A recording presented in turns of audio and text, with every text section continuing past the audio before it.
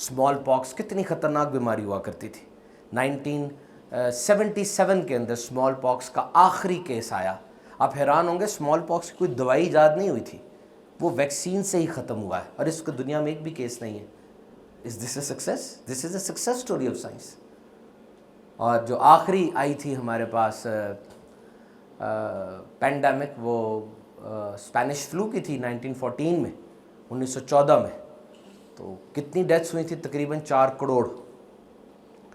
اور سائنس اتنی ترقی یافتہ نہیں تھی, تو میں جب اس کی ڈیٹیل پڑھ رہا تھا I was so amazed that 4 crore کا فگر بہت بڑا ہے, کیسے ڈیتھس ہوئی؟ تو وہ ایسپرین ٹاکسیسٹی سے ہوئی تھی. یعنی اتنی زیادہ لیبس تو اسٹیبلش نہیں تھی اس وقت, نہ اتنا زیادہ ریسرچ تھا. تو یہ تھا کہ یار کچھ تو کریں. تو کچھ کیا کریں؟ ایسپرین ایجاد ہوئی تھی, ایسپرین کھلائی جاؤ. ایسپرین, یہ ڈسپرین کی گولی, یہ اتنی کھلا دی مریضوں کو کہ وہ ٹاکسیسٹی کی وجہ سے مرے ہیں لوگ زیادہ.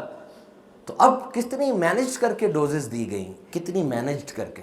لیکن اب خود مجھے بتائیں انسان نے کیا حال کیا اس کا, سوشل میڈیا کی وجہ سے, دیگر معلومات نہ ہونے کی وجہ سے. اگر میں نے اور آپ نے اس پہ کنٹریبیوٹ کیا تو یہ بات صحیح نہیں ہے. ہر بندہ دنیا کا کہہ رہا تھا کہ کرونا سے زیادہ بڑی وبا انفوڈیمک ہے, کہ آپ نے انفارمیشن غلط کیوں پھیلائی. آپ کو پتہ نا جھوٹی اطلاع اور جھوٹی خبر پھیلانے والے کو کتنا برا کہا گیا اسلام کے اندر. جس طرح وائرس پھیلتا ہے تو میوٹیٹ کرتا ہے نا, افواہ بھی ایسی ہوتی ہے. افواہ بھی پھیلتی ہے نا تو بڑھتی جاتی ہے. اور افواہ یاد رکھنا, یہ افواہ ڈاکو سے زیادہ خطرناک ہوتی ہے. ڈاکو مال چراتا ہے, افواہ عزت چرا لیتی ہے.